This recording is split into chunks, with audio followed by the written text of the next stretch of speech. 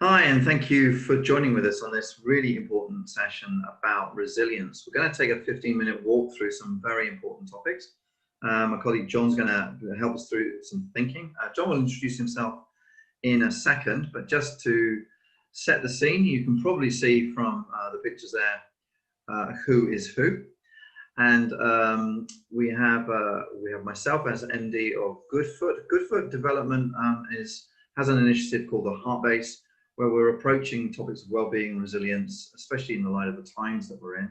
And John kindly is joining with us to discuss his expertise on resilience and the well-being space and the mindfulness space.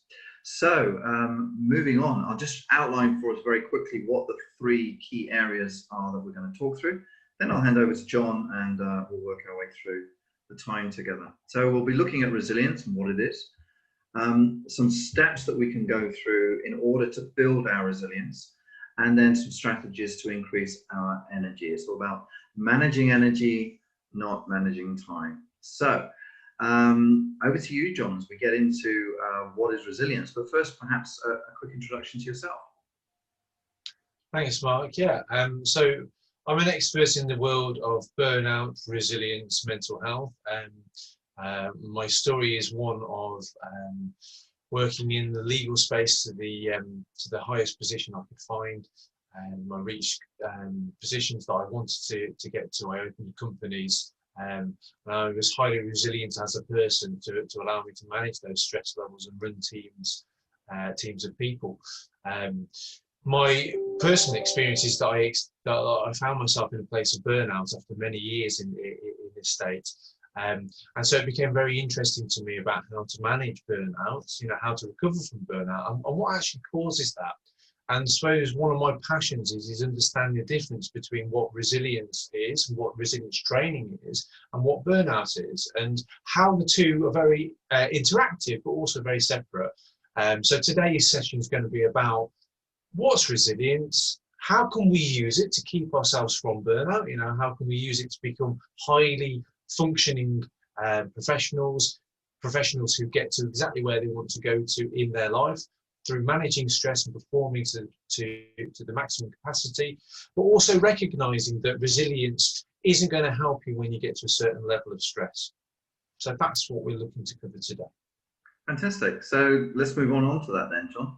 So here we go. What is resilience? We have an interesting diagram there for you to outline to us. Yeah, so I like working with a number of paradigms. So when I say paradigm is a mechanism that we would use to explain a subject, so like a framework, if you will.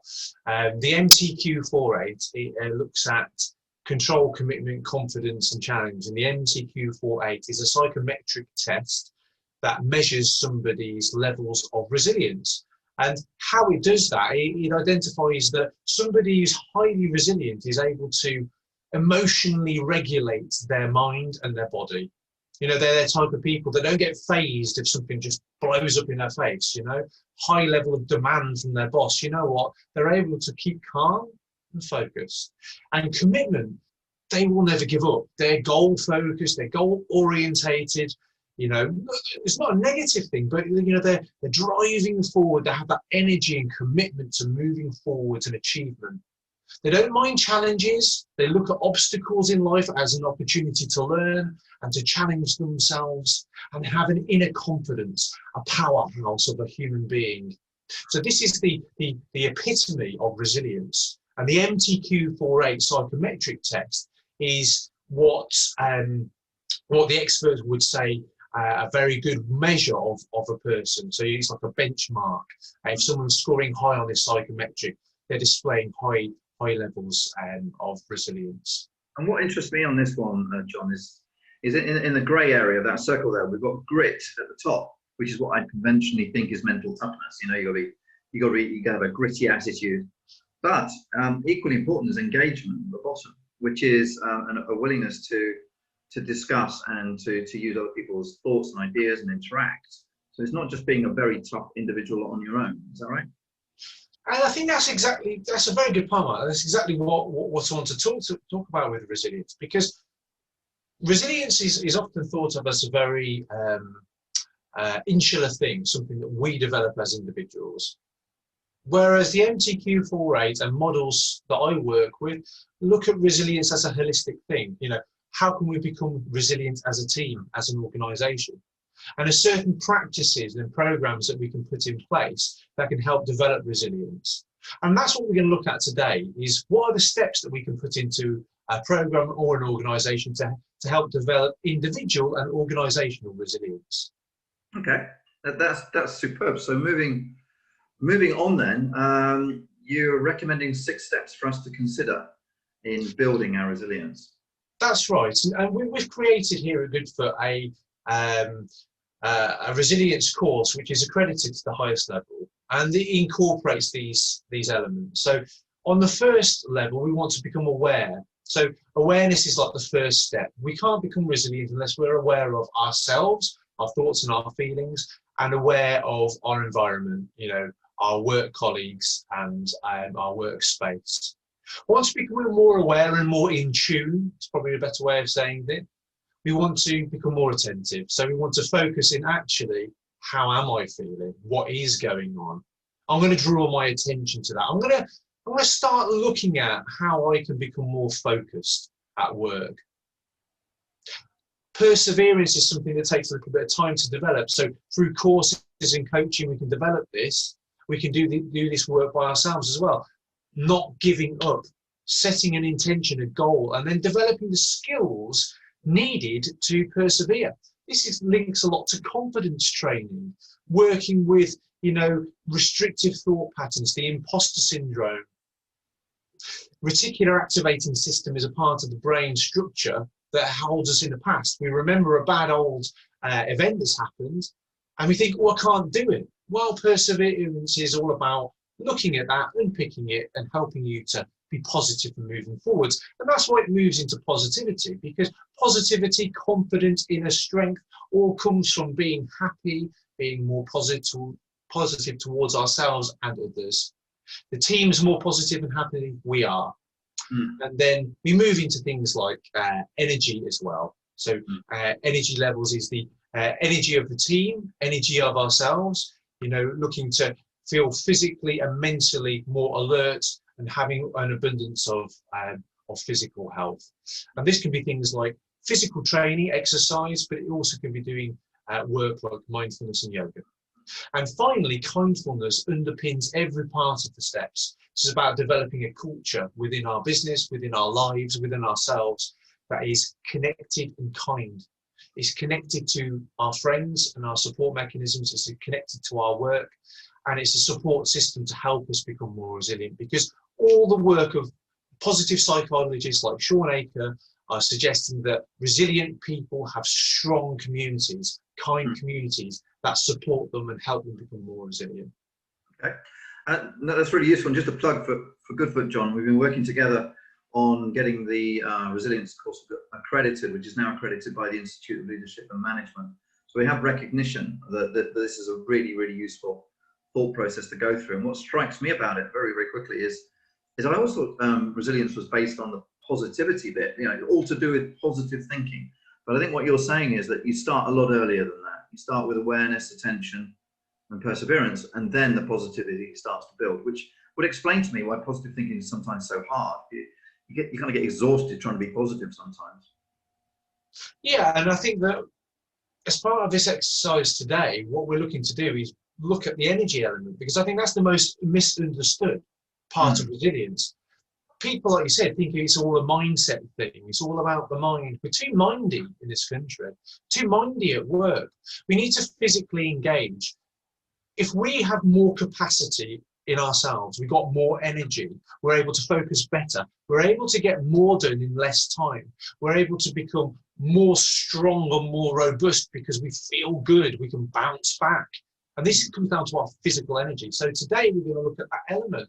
How does energy work, physical work, make us more resilient? And why is that massively important? You're right, Mark. Focusing on positive mindset is not going to do anything unless you've got those other steps in place. So moving on to the energy thing, is that you're going to take us on to something practical, which is fantastic. For 4 different types of energy here. John. And I think that we acknowledge some of them, don't we? Mental energy and physical energy, but the emotional energy is spiritual energy. That's kind of kept a little bit quiet in business conversations, right? We don't talk about those a lot. Sure. And the work of Tony Schwartz gives us some robust, empirical data to support this. This isn't just some idea, Look at his work, Tony Schwartz. It underpins our resiliency course. But particularly the spiritual purpose in energy is very important. Now, that's our purpose. Why do we go to work? If we lose the purpose of why we go to work, we're not going to go, or we're less likely to go. When we come to burnout, we actually lose our purpose. We lose our energy. We don't want to get to work. And that's what happens when people are not resilient. They become highly stressed. They lose their purpose and they drop out of work, which is what we want to avoid. Yeah. And so what we're saying for resilience is that all those four components, to face them in ourselves and with people that are close to us, to talk about them, to discuss them. If we're emotionally under stress, to be able to talk about it. Spiritually, we're not finding purpose, to be able to address it. That's as important as the mental positivity, mental focus, and also physical, which I think a lot of organizations are starting to acknowledge now. The physical health of staff and employees is as important as the mental sharpness, right? So what you're saying to us is that all these four are critical for our attention. Yes. And then I think as we move on, you're going to explain, I think this was from Tony Schwartz too, wasn't it? This concept of ultradian rhythms, which we'll get into in a second, but you were going to explain this chart to us as an exercise for us to do, right? Yeah, and I think that our viewers should just look at this and look at the four quadrants, pause the video at home or whatever, or in your offices, and just try and place yourself in one of those four quadrants. What words jump out to you? So once you've identified one quadrant that really jumps out to you, try and identify a second quadrant that jumps out to you. So often we will be within one or two of the quadrants in a day. Right. And I think a great question you asked me was, where have you been mostly in the last week? And that's a really good way to look at these quadrants here. Which one we spend most of our time in the workplace. So, okay. And that's exactly right, Mark. And it's about understanding, that we want to become more in the performance zone, because when we're in the performance zone, we're optimistic, we've got a lot of energy, we're performing well at work. But how do we get into that zone? Einstein talked about the eureka zone, the eureka moment. And that's all about being in the recovery zone, because the recovery zone is when the magic happens. It's when we get our purpose back. It's when we get our joy for life, our joy for our jobs back. It helps prevent burnout if we can become more happy and more aware and more connected. So what is the recovery zone? The recovery zone is when we take those moments to go out and have a walk, have a pause, how we relax in a day, So the ultradian rhythm idea is very important because it's talking about having an activity period of focusing at work for 120 minutes, an hour or two, and then making sure you've got a consistent 20-minute break. Wow. Put your phone down, get away from your computer, get out, switch off. Because if you do that, you're going to be more likely to get back into the performance zone again and to be focused for those 120 minutes. Well, that's very, very interesting, because my inclination when I first saw this was I should be in the top right. Yeah, I should be in the top right all day. I should be performing. We can only stay there for 120 minutes max. Yeah, and what you're saying is that actually we should be oscillating between the top right and the bottom right, and be consciously working our timetable that we do that. So we actually spend the 20 minutes in the bottom right, deliberately switching off the pressures for that time, and then coming back into it every 2 hours. You say every hour and a half or 2 hours we do that, right? Yeah, and that's what I want our viewers today to take away from this, is that if you want to become more resilient, one simple, practical exercise you can build into your day right now: 20 minutes break, 120 minutes activity. Simple. Oscillate between the two. And it makes sense to me very much just from the athletics point of view. You never see a 100-meter runner running 100 meters all the time in order to train, right? They would just not be able to do the actual event by the end of, well, probably after a day you've had enough of that.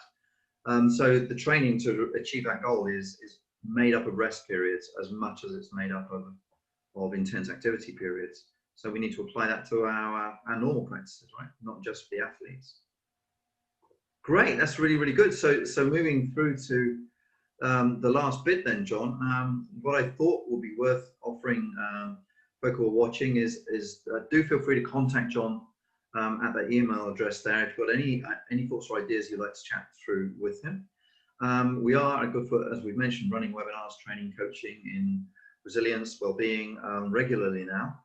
And I think, John, a last word from you on that third point. The main point of this 15-minute quick video is to encourage people to adopt their own personal approach. Would that be right? If you could give us a parting word on that one, that would be great. Yeah, we each have individual circumstances, and we each have different lives, different stresses and things. It's about making changes in our lives that are going to impact us positively. And that's why going on to a specific course or having specific coaching that's tailored for your lives or your businesses is very important. Some generic resilience training is not going to help. You've got to take these things seriously and work on an individual and an organisational level. Okay, thank you, John, and thank you everybody for watching.